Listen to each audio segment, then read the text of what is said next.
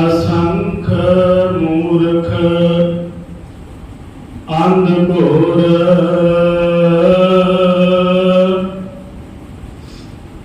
असंख चोर हराम खोर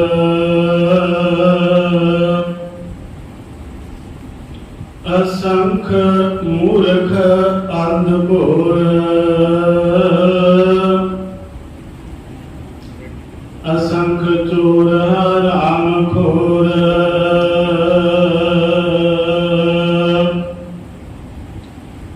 असंख अमर कर जाहि जोर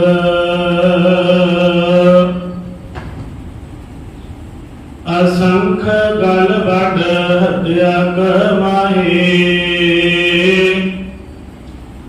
असंख पापी पाप कर जाए असंख कूड़ियार कूड़े फेराए असंख मलेच्छ मल भख खाए असंख निंदक सिर करहै भार नानक नीच कहै विचार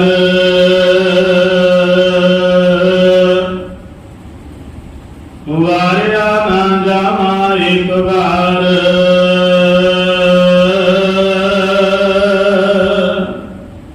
जो तुध भावै साई भली कार तू सदा सलामत निरंकार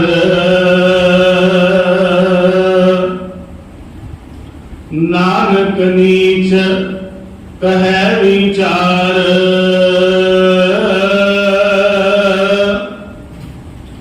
वारिया ना जावा एक बार जो तुध भावै साई भली कार तू सदा सलामत निरंकार वाहिगुरु जी का खालसा वाहिगुरु जी की फतेह। परम अते सन्मानयोग जुगो जुग अटल चवर छतर तख्तां दे मालक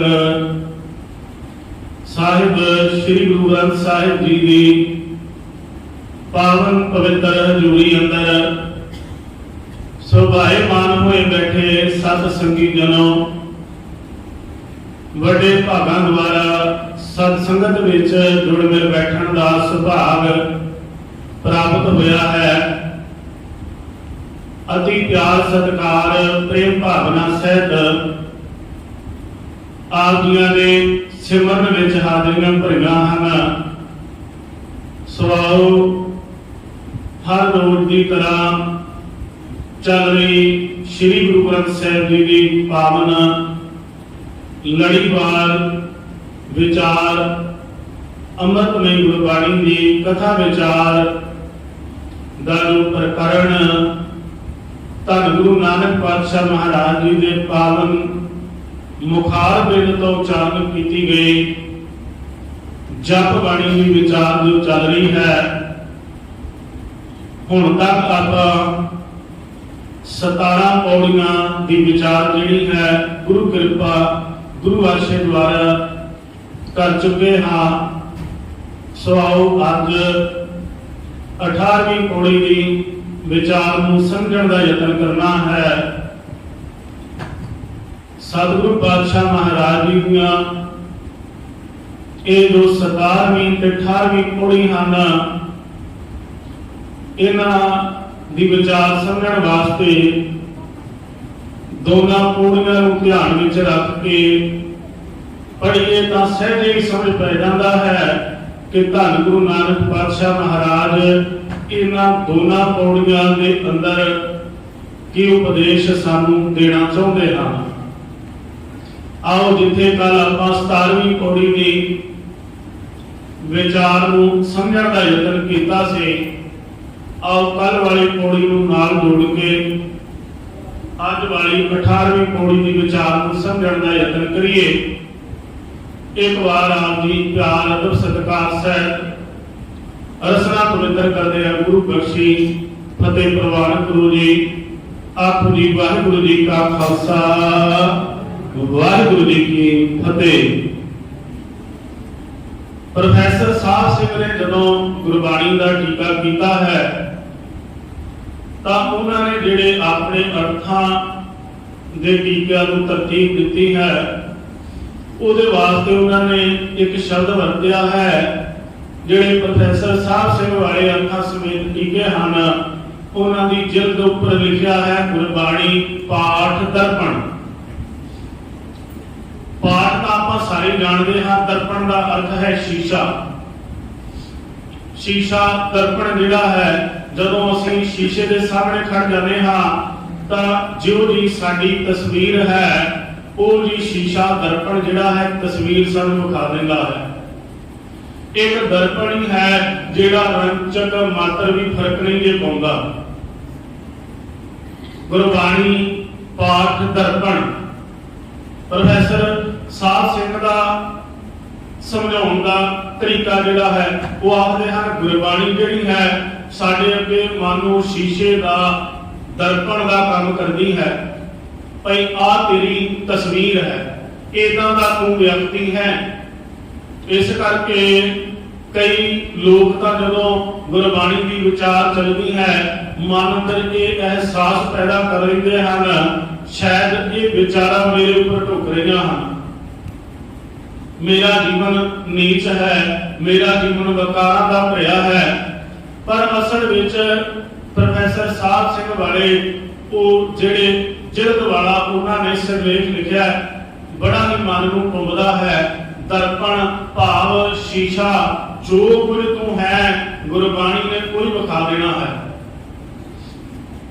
ये शब्द तां वरतने पे क्योंकि जदों 17वीं ते 18वीं पौड़ी नूं समझ के पढ़ांगे तां इन्हां 17वीं ते 18वीं पौड़ी के अंदर दोनों का जिक्र किया है।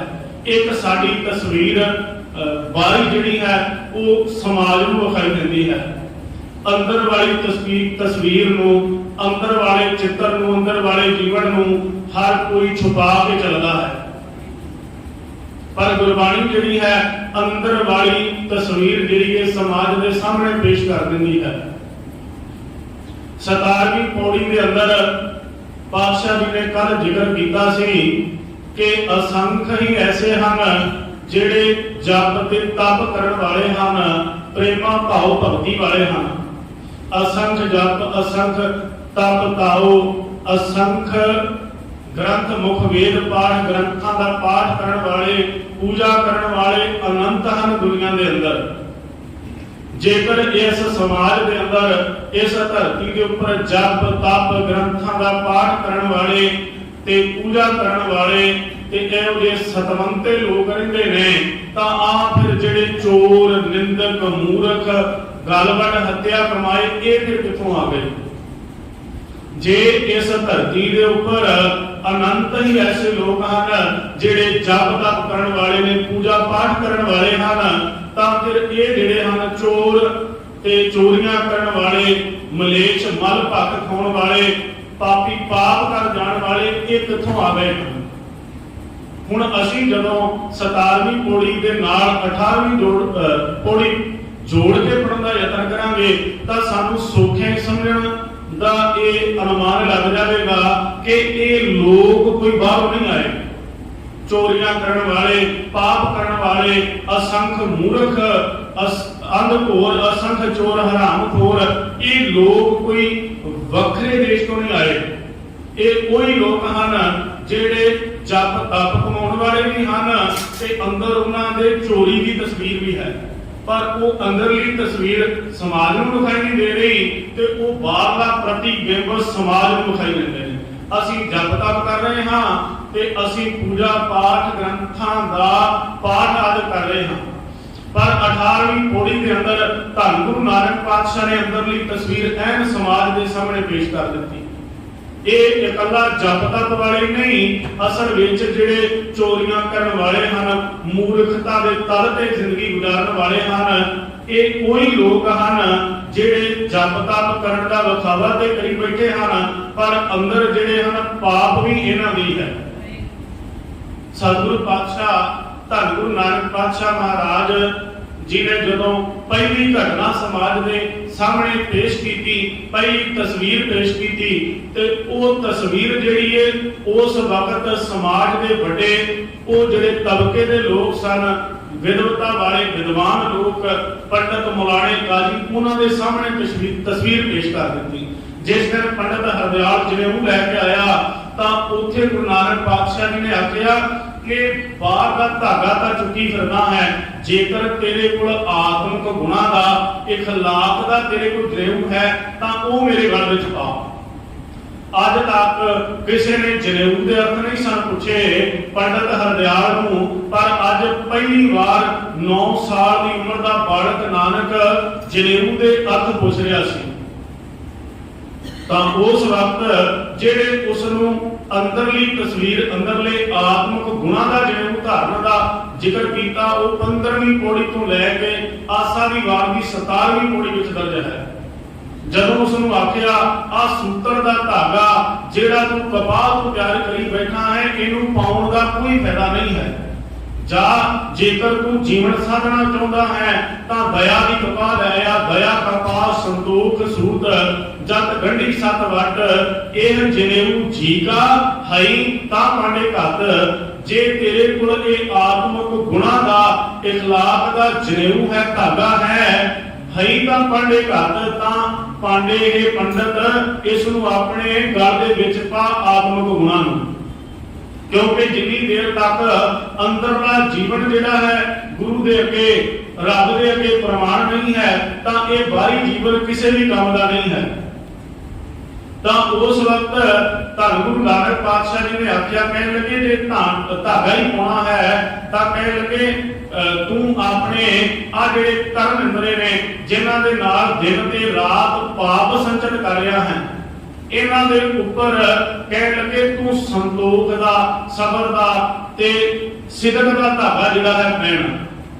ਤਗ ਨਾ ਇੰਦਰੀ ਤਗ ਨਾ ਨਾਰੀ ਭਲਕੇ ਥੁੱਕ ਪਵੈ ਨਿਤ ਦਾੜੀ, ਤਗ ਨਾ ਪੈਰੀ ਤਗ ਨਾ ਹੱਥੀ ਤਗ ਨਾ ਜੀਵਾ ਤਗ ਨਾ ਅੱਖੀ, ਵੇ ਤੱਕਾ ਆਪੇ ਵਤੈ ਵਟ ਧਾਗੇ ਅਵਰਾਂ ਘੱਤੈ। ਕਹਿਣ ਲੱਗੇ ਤੂੰ ਅਸਲ ਵਿੱਚ ਵੇ ਤਗਾ ਹੈ। ਉਹ ਆਖਦਾ ਹੈ ਮੈਂ ਤੀਰੇ ਧਾਗੇ ਦਾ ਜਨੇਊ ਪਾਈ ਬੈਠਾ ਹਾਂ, ਤੇ ਗੁਰੂ ਨਾਨਕ 9 ਸਾਲ ਦੀ ਉਮਰ ਵਿੱਚ ਆਖਦਾ ਹੈ ਤੂੰ ਵੇ ਤਗਾ ਹੈ, ਤੂੰ ਧਾਗਾ ਨਹੀਂ ਪਾਇਆ ਹੋਇਆ, ਤੂੰ ਆਤਮਿਕ ਗੁਣਾਂ ਵਾਲਾ ਧਾਗਾ ਨਹੀਂ ਪਾਇਆ। ਵੇ ਤਗਾ ਆਪੇ ਵਤੈ ਵਟ ਧਾਗੇ ਅਵਰਾ ਘੱਤੈ, ਲੈ ਪਹਾੜ ਕਰੇ ਵਿਆਹ ਕੜ ਕਾਗਲ ਦਸੇ ਰਾਹ। ਕਹਿਣ ਲੱਗੇ ਉਦੋਂ ਤੇਰਾ ਧਾਗਾ ਕਿਸੇ ਕੰਮ ਦਾ ਨਹੀਂ ਰਹਿ ਜਾਂਦਾ, ਜਦੋਂ ਜਜਮਾਨ ਨੂੰ ਸੱਦ ਕੇ ਕਿਸੇ ਬੱਚੀ ਦੇ ਫੇਰੇ ਦੇਣ ਲੱਗਣਾ ਹੈ ਤਾਂ ਉਹਨੂੰ ਆਖਣਾ ਹੈ ਇੰਨੀ ਭੇਗਾ ਦੇ ਦੇ, ਇੰਨੀ ਮਾਇਆ ਦੇ ਦੇ, ਤਾਂ ਮੈਂ ਬੇਟੀ ਦੇ ਉੱਪਰ ਇਹਦੇ ਫੇਰੇ ਪੜਾਂਗਾ। ਲੈ ਪਹਾੜਾ ਲੈ ਕੇ ਵਿਆਹ ਕਰਨਾ ਹੈ ਲੋਕਾਂ ਦੇ, ਲੈ ਪਹਾੜ ਕਰੇ ਵਿਆਹ ਕੱਢ ਕਾਗਲ ਦੱਸੇ ਰਾਹ। ਕਹਿਣ ਲੱਗੇ ਕਾਗਜ਼ ਕੱਢ ਕੇ, ਪੱਤਰੀਆਂ ਕੱਢ ਕੇ ਬੈਠ ਜਾਂਦਾ ਹੈ, ਲੋਕਾਂ ਨੂੰ ਦਿਨਾਂ ਦੇ ਭਰਮ ਪਾਉਂਦਾ ਹੈ ਕਿ ਫਲਾਣੇ ਦਿਨ ਦੇ ਵਿੱਚ ਵਿਆਹ ਰੱਖੋ, ਫਲਾਣੇ ਦਿਨ ਦੇ ਵਿੱਚ ਇਹ ਕਾਰਜ ਕਰੋ। ਹੁਣ ਉੱਥੇ ਬਾਹਰਲਾ ਜਿਹੜਾ ਜੀਵਨ ਸੀ, ਪੰਡਤ ਹਰਦਿਆਲ ਦਾ ਬਾਹਰੀ ਜੀਵਨ ਪੇਸ਼ ਨਹੀਂ ਕੀਤਾ, ਅੰਦਰਲੇ ਜੀਵਨ ਦੀ ਇਖਲਾਕ ਦੀ ਗੱਲ ਕੀਤੀ ਗਈ ਸਤਿਗੁਰੂ ਪਾਤਸ਼ਾਹ ਜੀ ਨੇ। ਆਸਾ ਦੀ ਵਾਰ ਦੇ ਵਿੱਚ ਹੋਰ ਵੀ ਵਚਨ ਹਨ। ਕਹਿਣ ਲੱਗੇ ਜੇਕਰ ਜਪ ਤਪ ਕਮਾਉਣ ਵਾਲੇ ਸਮਾਜ ਵਿੱਚ ਹਨ ਤਾਂ ਫਿਰ ਪਾਤਸ਼ਾਹ ਜੀ ਨੇ ਆਖਿਆ ਮਾਨਸ ਖਾਣੇ ਕਰੇ ਨਿਵਾਜ। ਉਹ ਵੀ ਨੇ ਜਿਹੜੇ ਨਮਾਜ਼ ਤਾਂ ਪੜ੍ਹਦੇ ਨੇ, ਇੱਥੇ ਇਕੱਲਾ ਉਸ ਸਨਾਤਨ ਧਰਮ ਦੇ ਬੰਦੇ ਨੂੰ ਨਾ ਆਖਿਆ, ਕਹਿਣ ਲੱਗੇ ਉਹ ਵੀ ਸਮਾਜ ਦੇ ਵਿੱਚ ਹੀ ਹੈ। ਜਿਹੜੇ ਪੜ੍ਹਦੇ ਤਾਂ ਨਮਾਜ਼ ਨੇ ਪਰ ਕਹਿਣ ਲੱਗੇ ਉਹ ਬੰਦਿਆਂ ਦੀ ਰਾਤ ਨਿਚੋੜ ਕੇ ਪੀਂਦੇ ਨੇ, ਪਰਾਇਆ ਹੱਕ ਖਾਣ ਲੱਗਿਆਂ ਦੀ ਦੇਰ ਨਹੀਂ ਲਾਉਂਦੇ। ਮਾਨਸ ਖਾਣੇ ਕਰੇ ਨਿਵਾਜ, ਛੁਰੀ ਵਗਾਇਨ ਤਿੰਨ ਗੱਲ ਤਾਗ, ਤਿੰਨ ਘਰ ਬ੍ਰਾਹਮਣ ਪੂਰੇ ਨਾਦ। ਕਹਿ ਲੱਗੇ ਜਿਹੜਾ ਬ੍ਰਾਹਮਣ ਜਿਹੜਾ ਪਾਂਡਾ ਇਹਨਾਂ ਨੂੰ ਮਲੇਛ ਆਖਦਾ ਭਈ ਮਲੇਛ ਦੇ ਘਰ ਦਾ ਨਹੀਂ ਖਾਣਾ, ਤੇ ਕਹਿਣ ਲੱਗੇ ਕੋਈ ਜਦੋਂ ਪੈਸਿਆਂ ਦਾ ਲਾਲਚ ਵਿਖਾਈ ਦਿੰਦਾ ਹੈ ਤੇ ਇਹਨਾਂ ਦੇ ਘਰ ਦੇ ਵਿੱਚ ਵੀ ਚਲਿਆ ਜਾਂਦਾ ਹੈ। ਮਾਨਸ ਖਾਣੇ ਕਰੇ ਨਿਵਾਜ ਛੁਰੀ ਵਗਾਇਨ ਤਿੰਨ ਗਲ ਤਾਗ ਤਿੰਨ ਘਰ ਬ੍ਰਾਹਮਣ ਪੂਰੇ ਨਾਦ ਉਹਨਾਂ ਦੇ ਘਰ ਵਿੱਚ ਨਾਦ ਪੂਰਨ ਵਾਸਤੇ ਬ੍ਰਾਹਮਣ ਵੀ ਚਲਿਆ ਜਾਂਦਾ ਹੈ ਕਿਉਂਕਿ ਪੈਸੇ ਜੋ ਮਿਲਨੇ ਨੇ। ਤਾਂ ਪਾਤਸ਼ਾਹ ਜੀ ਨੇ ਆਖਿਆ ਅਸਲ ਦੇ ਵਿੱਚ ਜੇਕਰ ਇਹ ਲੋਕ ਬਾਹਰੀ ਜਪ ਤਪ ਵਾਲੇ ਹਨ, ਸਿਮਰਨ ਵਾਲੇ ਹਨ, ਹੱਥ ਵਿੱਚ ਮਾਲਾ ਵਾਲੇ ਹਨ, ਤਿਲਕ ਵਾਲੇ ਹਨ, ਧੋਤੀ ਬੋਦੀ ਟੋਪੀ ਵਾਲੇ ਹਨ, ਨਮਾਜ਼ਾਂ ਵਾਲੇ ਹਨ, ਤਾਂ ਫਿਰ ਚੋਰ ਕਿੱਥੋਂ ਆ ਗਏ ਹਨ? ਅਸਲ ਵਿੱਚ ਚੋਰ ਨਹੀਂ ਆਏ। ਪਾਤਸ਼ਾਹ ਜੀ ਨੇ ਆਖਿਆ ਤਨ ਚੰਦਨ ਮਸਤਕ ਪਾਤੀ ਰਿਦ ਅੰਤਰ ਕਰ ਤਲ ਕਾਤੀ ਠਗ ਦਿਸ਼ਟ ਬੱਗਾ ਮੁਖ ਲਾਗਾ ਦੇਖ ਵੈਸ਼ਨੋ ਪ੍ਰਾਣ ਮੁਖ ਭਾਗਾ। ਕਹਿਣ ਲੱਗੇ ਇਹ ਉਹ ਲੋਕ ਹਨ ਜਿਹੜੇ ਤਨ ਦੇ ਉੱਪਰ ਚੰਦਨ ਦਾ ਲਾਉਂਦੇ ਹਨ, ਤਨ ਚੰਦਨ ਮਸਤਕ ਪਾਤੀ ਪਰ ਰਿਦ ਅੰਤਰ ਕਰ ਤਲ ਕਾਤੀ ਅੰਦਰੋਂ ਛੁਰੀਆਂ ਵੀ ਨਹੀਂ ਲੋਕ ਚਲਾਉਂਦੇ ਹਨ। ਅਸੰਖ ਸਦਾਰ ਵੀ ਕੋੜੀ ਨੂੰ ਪੜ ਲਈਏ। ਪਾਤਸ਼ਾਹ ਜੀ ਨੇ ਆਖਿਆ ਅਸੰਖ ਜਪ ਅਸੰਖ ਤਪ ਤਾਓ ਅਸੰਖ ਪੂਜਾ ਅਸੰਖ ਤਪ ਤਾਓ ਅਸੰਖ ਗ੍ਰੰਥ ਮੁਖ ਵੇਦ ਪਾਠ। ਤਾਂ ਫਿਰ 18ਵੀਂ ਕੋੜੀ ਦੇ ਵਿੱਚ ਉਹਨਾਂ ਅਸੰਖ ਜਪ ਤਪ ਕਰਨ ਵਾਲਿਆਂ ਦੀ ਤਸਵੀਰ ਉਗੇੜ ਕੇ ਸਾਹਮਣੇ ਸੰਸਾਰ ਦੇ ਰੱਖੀ। ਜਦੋਂ ਬਾਦਸ਼ਾਹ ਜੀ ਨੇ ਆਖਿਆ ਅਸੰਖ ਮੂਰਖ ਅੰਧ ਭੂਰ ਅਨੰਤ ਐਸੇ ਲੋਕ ਹਨ ਜਿਹੜੇ ਜਪ ਤਪ ਵੀ ਕਰਦੇ ਹਨ ਪਰ ਉਹ ਮੂਰਖ ਵੀ ਹਨ। ਅਸਲ ਵਿੱਚ ਜਪ ਤਪ ਕਰ ਰਹੇ ਹਨ ਪਰ ਉਹ ਜਪ ਤਪ ਕਰਦਿਆਂ ਹੋਇਆ ਘੋਰ ਹਨੇਰੇ ਦੀ ਜ਼ਿੰਦਗੀ ਜੀ ਰਹੇ ਹਨ। ਅਸੰਖ ਮੂਰਖ ਅੰਧ ਭੂਰ ਦਾ ਅਰਥ ਹੈ ਘੋਪਾ ਹਨੇਰੇ ਦੇ ਵਿੱਚ ਜ਼ਿੰਦਗੀ ਜੀਣਾ। ਉਹ ਅਗਿਆਨਤਾ ਦੇ ਹਨੇਰੇ ਦੇ ਵਿੱਚ ਜੀਵਨ ਜੀ ਰਹੇ ਹਨ। ਮੂਰਖ ਦਾ ਅਰਥ ਹੈ ਮੂੰਹ ਰੱਖ, ਜਿਹੜਾ ਕਿਸੇ ਦਾ ਮੂੰਹ ਰੱਖਦਾ ਹੋਵੇ, ਭਾਵ ਕਿਸੇ ਦੇ ਮੂੰਹ ਦੇ ਉੱਪਰ ਉਹਦੀ ਵਿਸ਼ੇਸ਼ਤਾ ਦਰਸਾਉਣ ਵਾਸਤੇ ਉਹਦੀ ਪਸੰਦ ਕਰੀ ਜਾਣੀ ਤੇ ਅਗਲੇ ਦੇ ਚਲੇ ਜਾਣ ਤੋਂ ਬਾਅਦ ਉਹਦੇ ਔਗਣ ਫਰੋਲਣੇ। ਐਸਾ ਬਹੁਤੀ ਤਾਦਾਦ ਵਿੱਚ ਲੋਕਾਂ ਦਾ ਸੁਭਾਅ ਹੁੰਦਾ ਹੈ। ਉਹ ਜਿੰਨੀ ਦੇਰ ਤੱਕ ਸਾਡੇ ਕੋਈ ਸਾਹਮਣੇ ਹੈ ਉਨੀ ਦੇਰ ਤੱਕ ਉਹਦੀ ਪੁਸਤਕ ਤੇ ਉਹਦੇ ਜਾਣ ਤੋਂ ਬਾਅਦ ਉਹਦੀ ਨਿੰਦਿਆ। ਮੂੰਹ ਰੱਖ, ਜਿਹੜਾ ਕਿਸੇ ਦਾ ਮੂੰਹ ਰੱਖ ਕੇ ਗੱਲ ਕਰੇ, ਜਿਹੜਾ ਕਿਸੇ ਦਾ ਮੂੰਹ ਵੇਖ ਕੇ ਗੱਲ ਕਰੇ। ਅਸੰਖ ਮੂਰਖ ਅੰਧ ਘੋਰ ਇਹੋ ਜਿਹੇ ਅਨੰਤ ਲੋਕ ਹਨ ਜਿਹੜੇ ਮੂਰਖਤਾ ਤੇ ਤਲ ਤੇ ਜ਼ਿੰਦਗੀ ਜਿਉਂਦੇ ਹਨ ਤੇ ਉਹ ਹਨੇਰੇ ਵਿੱਚ ਜ਼ਿੰਦਗੀ ਜਿਉਂਦੇ ਹਨ। ਬਾਹਰੀ ਤੌਰ ਤੇ ਜਪ ਤਪ ਵੀ ਕਰਦੇ ਹਨ, ਸਿਮਰਨ ਵੀ ਕਰਦੇ ਹਨ, ਮਾਲਾ ਵੀ ਫੇਰਦੇ ਹਨ। ਪਰ ਪਾਤਸ਼ਾਹ ਜੀ ਨੇ ਆਖਿਆ ਸੀ ਜਦੋਂ ਅਸੀਂ ਭਜਨ ਪੜ੍ਹਦੇ ਹਾਂ ਗੱਜ ਸਾਢੇ ਤੈ ਧੋਤੀਆਂ ਤੇਰੇ ਪਾਇਰ ਤੱਕ ਗਲੀ ਜਿਨਾ ਜਪ ਮਾਲੀਆਂ ਲੋਟੇ ਹੱਥ ਨੇ ਬਾਗੋਏ ਹਰ ਕੇ ਸੰਤਨਾ ਆਖੀਐ ਬਾਨਾਰਸ ਕੇ ਠੱਗ। ਪਾਤਸ਼ਾਹ ਜੀ ਨੇ ਬਨਾਰਸ ਦੇ ਠੱਗਾਂ ਨਾਲ ਇਹਨਾਂ ਲੋਕਾਂ ਨੂੰ ਤੁਲਨਾ ਦਿੱਤੀ ਸੀ। ਕਹਿਣ ਲੱਗੇ ਗਲਾਂ ਦੇ ਵਿੱਚ ਮਾਲਾ ਵੀ ਹਨ ਤੇ ਕਹਿਣ ਲੱਗੇ ਹੱਥ ਵਿੱਚ ਲੋਟੇ ਵੀ ਪਕੜਦੇ ਹਨ। ਕਹਿਣ ਲੱਗੇ ਅਸਲ ਵਿੱਚ ਬਾਹਰੋਂ ਸੰਤਪੁਣਾ ਵੀ ਵਿਖਾਈ ਦਿੰਦਾ ਹੈ। ਸਮਾਜ ਦੇ ਸਾਹਮਣੇ ਤਾਂ ਇਹ ਦਰਸਾ ਰਹੇ ਨੇ ਭਈ ਇਹਨਾਂ ਤੋਂ ਵੱਡਾ ਸੰਤ ਹੀ ਕੋਈ ਨਹੀਂ ਹੋ, ਇਹਨਾਂ ਤੋਂ ਵੱਡੇ ਬਾਬਾ ਜੀ ਕੋਈ ਨਹੀਂ। ਪਰ ਪਾਤਸ਼ਾਹ ਆਖਦੇ ਹਨ ਆਟ ਸੇਤੀ ਨਾਕ ਪਕੜੈ ਸੂਝਤੇ ਤੇਰੇ ਲੋ ਮਗਰ ਪਾਛੈ ਕੱਛ ਨਾ ਸੂਝੈ ਇਹ ਪਦ ਮੇ ਲੋ।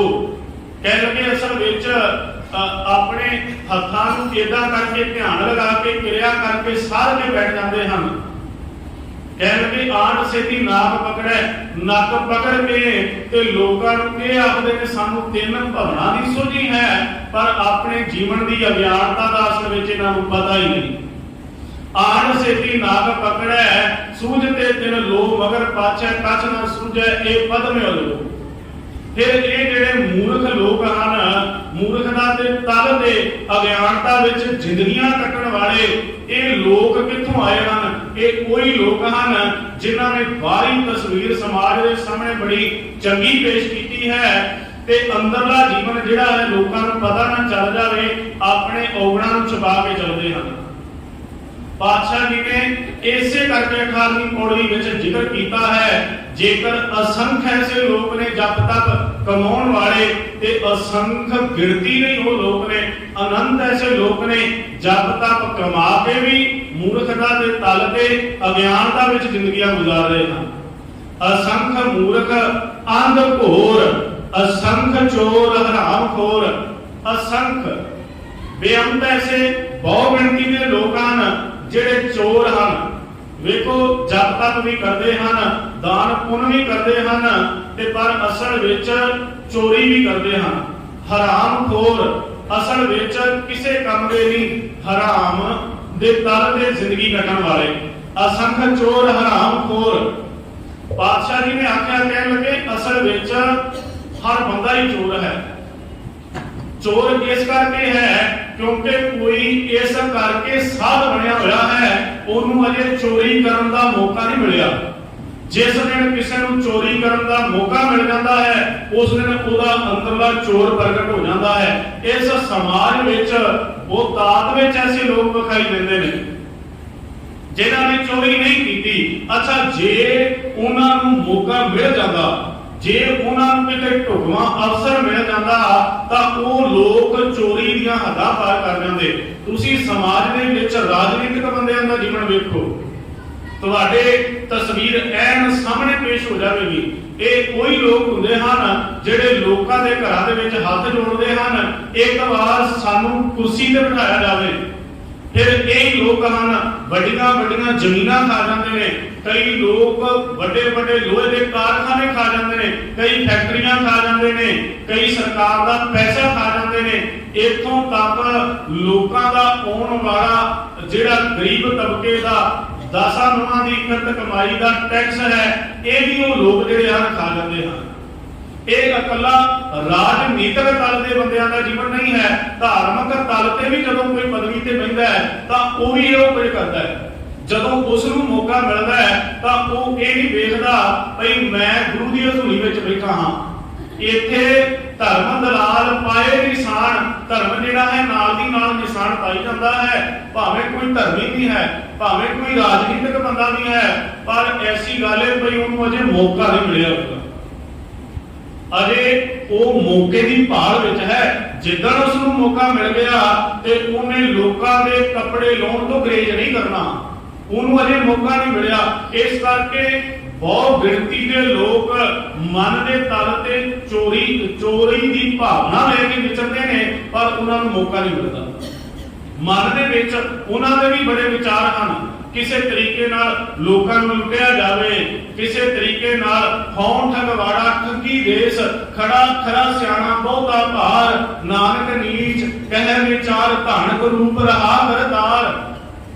ਬਾਦਸ਼ਾਹ ਜੀ ਨੇ ਕਿਵੇਂ ਪਿਆਰੇ ਬਚਨ ਆਖੇ ਨੇ, ਕਹਿੰਦੇ ਅਸਲ ਵਿੱਚ ਮੇਰੇ ਅੰਦਰ ਵੀ ਜਿਹੜਾ ਹੈ ਬਦੀ ਆਸਕਤੀ ਹੈ। ਗੁਰੂ ਨਾਨਕ ਪਾਤਸ਼ਾਹ ਜੀ ਨੇ ਆਪਣੇ ਵਾਸਤੇ ਵੀ ਨੀਚ ਸ਼ਬਦ ਵਰਤਿਆ ਹੈ। ਨਾਨਕ ਰੀਚ ਕਹਿ ਵਿਚਾਰ ਧਾਨਕ ਰੂਪ ਰਹਾ ਕਰਤਾਰ। ਅਸਲ ਵਿੱਚ ਜਿਹੜਾ ਜੀਵਨ ਹੈ ਉਹ ਕਿਸ ਤਲ ਤੇ ਵਿਚਰ ਰਿਹਾ ਹੈ, ਇਹ ਬੰਦੇ ਦੇ ਮਾਨਸਿਕ ਤਲ ਤੋਂ ਪਤਾ ਚੱਲਦਾ ਹੈ। ਅਸੰਖ ਚੋਰ ਹਰਾਮਖੋਰ ਐਸੇ ਅਨੰਤ ਲੋਕ ਹਨ ਜਿਹੜੇ ਬਾਹਰੀ ਤੌਰ ਤੇ ਤਾਂ ਸਾਧ ਵਿਖਾਈ ਦਿੰਦੇ ਨੇ, ਪਰ ਅੰਦਰੋਂ ਚੋਰੀ ਦੀ ਭਾਵਨਾ ਵੀ ਰੱਖਦੇ ਹਨ। ਇਹ ਚੋਰ ਲੋਕ, ਇਹ ਲੋਕਾਂ ਦਾ ਪਰਾਇਆ ਹੱਕ ਖਾਣ ਵਾਲੇ, ਕੋਈ ਬਾਹਰਲੇ ਦੇਸ਼ ਵਿੱਚੋਂ ਨਹੀਂ ਆਏ। ਇਹ ਉਹੀ ਲੋਕ ਹਨ ਜਿਹੜੇ ਲੋਕਾਂ ਦੇ ਅੰਦਰ ਵਿਖਾਵਾ ਕਰਦੇ ਹਨ। ਅਸੰਖ ਚੋਰ ਹਰਾਮਖੋਰ ਅਸੰਖ ਅਮਰ ਕਰ ਜਾਏ ਜੋਰ। ਇੱਥੇ ਅਮਰ ਦਾ ਅਰਥ ਇਹ ਨਹੀਂ ਭਈ ਅਮਰ ਰਹਿਣ ਵਾਲਾ ਨਾ ਮਰਨ ਵਾਲਾ। ਇੱਥੇ ਅਮਰ ਦਾ ਜਿਹੜਾ ਅਰਥ ਹੈ ਉਹ ਹੈ ਜੋਰ, ਧੱਕਾ। ਅਸੰਖ ਅਮਰ ਕਰ ਜਾਏ ਜੋਰ। ਅਸੰਖ ਅਨੰਤ ਐਸੀ ਗਿਣਤੀ ਦੇ ਲੋਕ ਹਨ ਜਿਹੜੇ ਜ਼ੋਰ ਦੇ ਨਾਲ, ਧੱਕੇ ਦੇ ਨਾਲ ਆਪਣਾ ਹੁਕਮ ਜਿਹੜਾ ਲੋਕਾਂ ਤੇ ਚਲਾਉਣ ਦਾ ਯਤਨ ਕਰਦੇ ਹਨ। ਜਿਸ ਦੀ ਜਿੰਨੀ ਪ੍ਰਤਿਸ਼ਠਾ ਸਮਾਜ ਵਿੱਚ, ਜਿਹੜਾ ਜਿੰਨੀ ਪਦਵੀ ਦਾ ਮਾਲਕ ਸਮਾਜ ਵਿੱਚ, ਉਹਨਾਂ ਲੋਕਾਂ ਦੇ ਉੱਪਰ ਹੁਕਮ ਅਦੁਲੀ ਕਰਦਾ ਹੈ। ਜੇ ਕੋਈ ਬਾਦਸ਼ਾਹ ਦੇ ਤਲ ਤੇ ਜ਼ਿੰਦਗੀ ਮਾਣਦਾ ਹੈ, ਜੇਕਰ ਕੋਈ ਬਾਦਸ਼ਾਹ ਦੇ ਤਖਤ ਤੇ ਬੈਠਾ ਹੈ ਤਾਂ ਉਹ ਆਖਦਾ ਸਾਰਾ ਦੇਸ਼ ਮੇਰਾ ਹੁਕਮ ਮੰਨੇ। ਜੇਕਰ ਕੋਈ ਵਜ਼ੀਰ ਹੈ ਤਾਂ ਉਹ ਆਖਦਾ ਹੈ ਜਿਹੜੇ ਮੇਰੇ ਥੱਲੇ ਕੰਮ ਕਰਨ ਵਾਲੇ ਸਿਪਾਹੀ ਨੇ, ਮੰਤਰੀ ਸੰਤਰੀ ਨੇ, ਉਹ ਮੇਰਾ ਹੁਕਮ ਮੰਨਣ।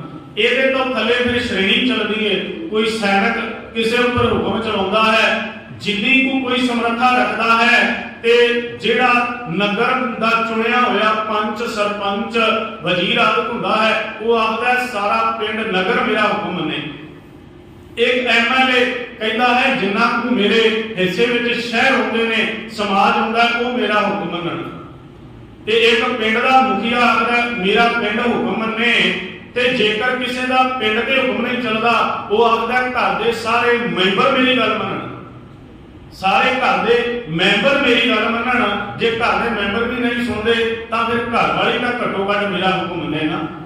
ਜੇ ਘਰ ਵਾਲੀ ਵੀ ਕਿਸੇ ਦਾ ਹੁਕਮ ਨਹੀਂ ਮੰਨਦੀ, ਜੇ ਉਹਦੀ ਉੱਥੇ ਵੀ ਨਹੀਂ ਚੱਲਦੀ, ਤੇ ਫਿਰ ਉਹ ਕੋਈ ਉਸ ਬੰਦੇ ਨੂੰ ਵੇਖਦਾ ਹੈ ਜਿਹੜਾ ਬੰਦਾ ਅਸਲ ਵਿੱਚ ਗਰੀਬ ਤਬਕੇ ਦਾ ਹੈ, ਜਿਹੜਾ ਕੋਈ ਜਵਾਬ ਨਹੀਂ ਦੇ ਸਕਦਾ।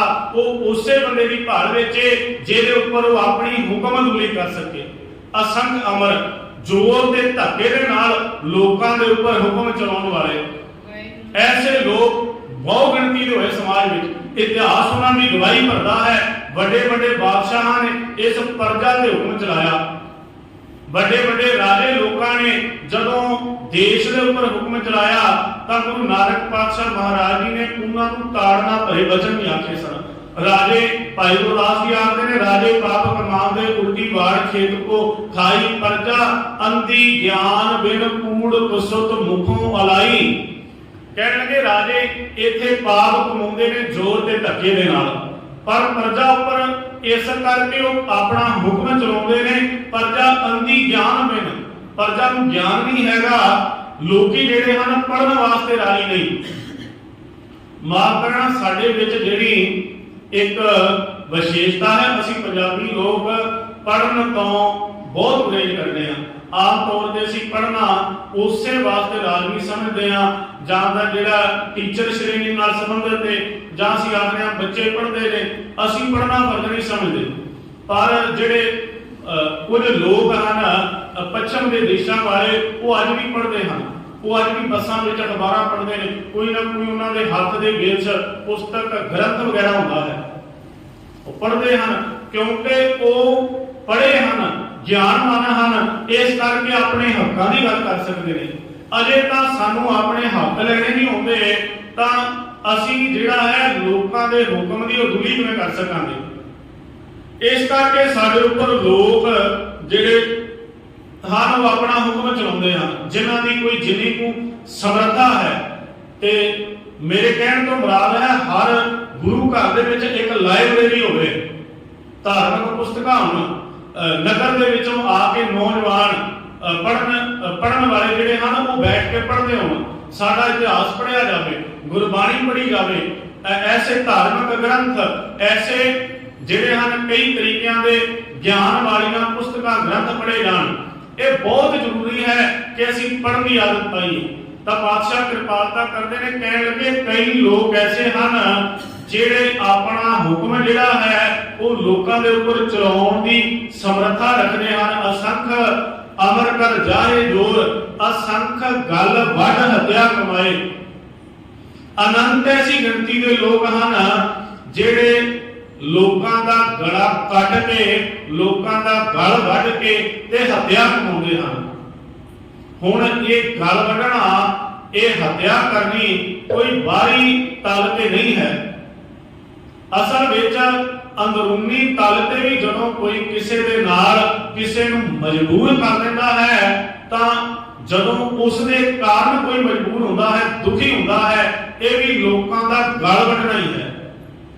ਕਿਸੇ ਦੇ ਗਲ ਅੰਗੂਠਾ ਦੇ ਕੇ ਜਦੋਂ ਲੜਕੀ ਵਾਲਿਆਂ ਤੋਂ ਕਾਰ ਦੀ ਮੰਗ ਕੀਤੀ ਜਾਂਦੀ ਹੈ, ਤਾਂ ਉਦੋਂ ਅਸੀਂ ਆਖਦੇ ਹਾਂ ਅਸੀਂ ਤਾਂ ਮਾਸ ਨਹੀਂ ਖਾਂਦੇ, ਅਸੀਂ ਤਾਂ ਕਦੀ ਮਾਸ ਦਾ ਸੇਵਨ ਨਹੀਂ ਕਰਦੇ, ਅਸੀਂ ਮੱਛੀ ਮੀਟ ਵਰਤਦੇ ਨਹੀਂ, ਅਸੀਂ ਵੈਸ਼ਨੂ ਵਿਆਹ ਕਰਿਆ ਹੈ। ਪਰ ਲੋਕਾਂ ਦੇ ਬਗਾਨੀ ਧੀ ਦੇ ਪਿਓ ਦੇ ਗਲ ਅੰਗੂਠਾ ਦੇ ਕੇ ਜਦੋਂ ਦਾਜ ਦੀ ਮੰਗ ਕੀਤੀ ਜਾਂਦੀ ਹੈ, ਜਦੋਂ ਆਖਿਆ ਜਾਂਦਾ ਇਹਨੇ ਦੀ ਕਾਰ, ਇੰਨੀਆਂ ਮਿਲਣੀਆਂ, ਇਹਨੇ ਗਹਿਣੇ ਪਾਏ ਜਾਣ, ਇੰਨੀਆਂ ਦੀਆਂ ਮਿਲਣੀਆਂ ਕੀਤੀਆਂ ਜਾਣ, ਤਾਂ ਉੱਥੇ ਅਸੀਂ ਕੀ ਕਰਦੇ ਹਾਂ, ਉੱਥੇ ਲੋਕਾਂ ਦਾ ਗਲ ਹੀ ਵੱਢ ਰਹੇ ਹੁੰਦੇ ਹਾਂ। ਉਹ ਵੱਖਰੀ ਗੱਲ ਹੈ, ਸਮਾਜ ਦੇ ਸਾਹਮਣੇ ਸਾਡੀ ਤਸਵੀਰ ਪੇਸ਼ ਨਹੀਂ ਹੁੰਦੀ, ਪਰ ਅਸੀਂ ਕਿਸੇ ਦਾ ਗਲ ਵੱਢਣ ਤੋਂ ਗੁਰੇਜ਼ ਨਹੀਂ ਕਰਦੇ। ਜਦੋਂ ਅਸੀਂ ਲੋਕ ਕਿਸੇ ਦਾ ਪਰਾਇਆ ਹੱਕ ਮਾਰ ਜਾਂਦੇ ਆ, ਭਾਈ ਜਿੱਥੇ ਅਗਲੇ ਨੂੰ ਖਿਆਲ ਨਹੀਂ ਰਿਹਾ ਉੱਥੇ ਉਹਨਾਂ ਦਾ ਪੈਸਾ ਹੜਪ ਜਾਓ। ਕਈ ਸਾਡੇ ਹੀ ਸਮਾਜ ਵਿੱਚ ਐਸੇ ਲੋਕ ਨੇ ਜਿਨ੍ਹਾਂ ਦੇ ਪਰਿਵਾਰ ਦੇ ਵਿੱਚ ਇੱਕ ਮੈਂਬਰ ਜਿਹੜਾ ਹੈ ਕੁਝ ਜਿਹੜਾ ਹੈ ਐਸੀ ਗਲਤੀ ਦਾ ਪੈਦਾ ਹੋ ਗਿਆ, ਜਿਸ ਨੂੰ ਜਿਹੜਾ ਹੈ ਆਪਣੇ ਜਿਹੜਾ ਆਪਣੇ ਬਾਰੇ ਗਿਆਨ ਨਹੀਂ ਭਈ ਮੇਰੀ ਜ਼ਮੀਨ ਮੇਰਾ ਪੈਸਾ, ਤੇ ਸਾਡੇ ਲੋਕ ਭਰਾ ਤੱਕ ਦਾ ਗਲ ਵੱਢਣ ਤੋਂ ਗੁਰੇਜ਼ ਨਹੀਂ ਕਰਦੇ। ਉਹਦੀ ਜ਼ਮੀਨ ਆਪਣੇ ਨਾਮ ਲਗਵਾ ਲਈ, ਉਹਦਾ ਪੈਸਾ ਆਪਣੇ ਨਾਮ ਲਗਵਾ ਲਿਆ, ਕਿਉਂਕਿ ਮੌਕੇ ਦੀ ਭਾਲ ਵਿੱਚ ਸਨ। ਸਾਡੇ ਲੋਕ ਹਮੇਸ਼ਾ ਮੌਕੇ ਦੀ ਤਾਕ ਵਿੱਚ ਰਹਿੰਦੇ ਨੇ। ਜਦੋਂ ਮੌਕਾ ਮਿਲਿਆ ਉਦੋਂ ਚੋਰੀ ਦੇ ਤਲ ਤੇ ਵੀ ਪਹੁੰਚ ਜਾਂਦੇ ਨੇ। ਕਈ ਲੋਕ ਉਦੋਂ ਹੱਤਿਆ ਕਰਨ ਦੇ ਤਲ ਤੇ ਵੀ ਪਹੁੰਚ ਜਾਂਦੇ ਨੇ ਜਦੋਂ ਮੌਕਾ ਮਿਲਿਆ।